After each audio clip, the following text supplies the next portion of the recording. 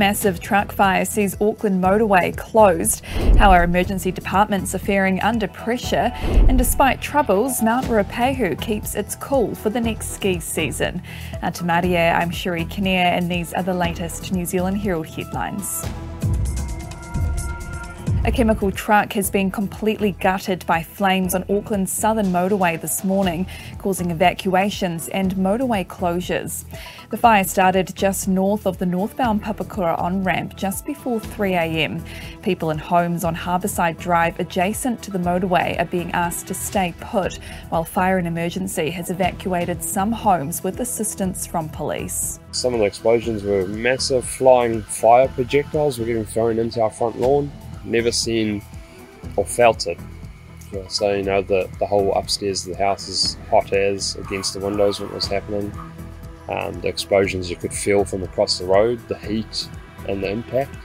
It's from like a war scene, really. Doctors and nurses are raising concerns about the winter ahead.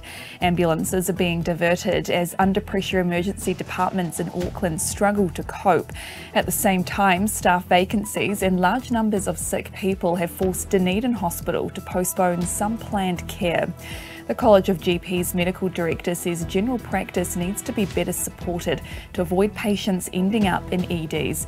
Brian Beattie says that includes increasing the nurse and doctor workforce. Increased or more sustainable funding so that general practice can deal with the increased demands from an ageing, more complex health needs population. 1 year on since the murder of fruit picker Simon Bevers, police are offering a $100,000 reward for information leading to convictions of those responsible.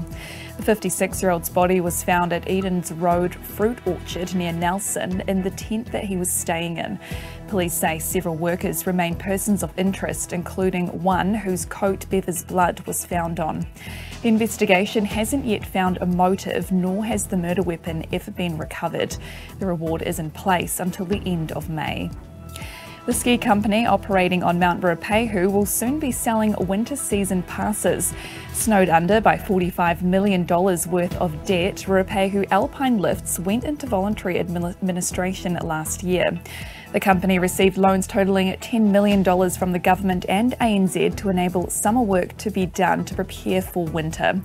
Voluntary Administrator John Fisk says the situation for Life Pass holders is still being worked through. And Harry Styles dazzled fans in Auckland last night.